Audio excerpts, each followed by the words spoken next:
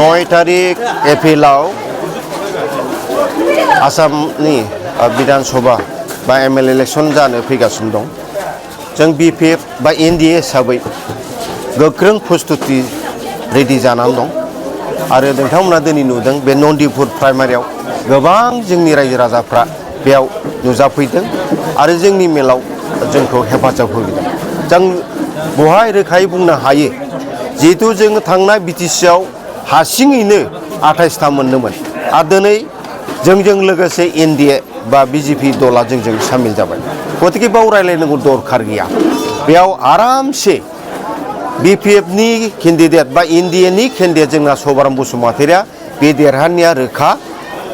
अन्य भाव इउपिपिएफ बा आइ कंग्रेस खुनु बिकल्प गैया, जेबो जाहोन गैया।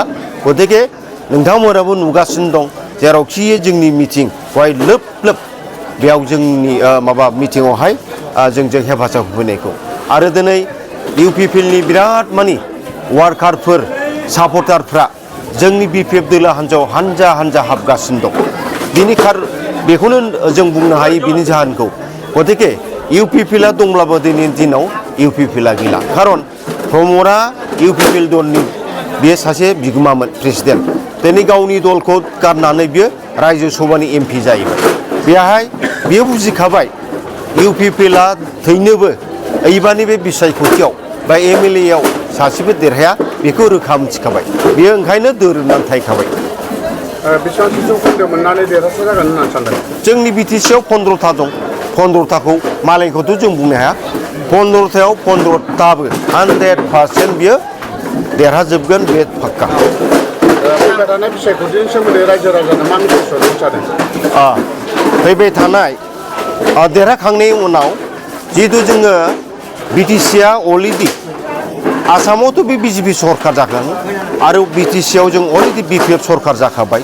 जोंहा बिपिएफ सरकारा जथेस्थ' दा आरो फान्डबो जोंनो होलांखाबाय। जिहेतु नरेन्द्र मदिया दाख्लै 13 तारिखआव फैनो हायाखै। बेयाव 1100 कोटि अलरेडि जोंनो दालां लामा बिभिन्न समस्याखौ समाधान खामानि मावनो थाखाय 1100 कोटि होलांबाय आरो बिटिसि एकर्डआव जितु जोंनि आसामनि मन्त्रि डक्टर हेमन्त बिश्व शर्मा सारा 1000 कोटि लामा दालांनि बिटिसि डेभेलपनि थाखाय होलांखाबाय। गतिके 5 बोसोराव जे खामानि जायाखैमोन एबार 3 गुन खामानि डेभेलप जागोन बिटिसि ओनसोलाव।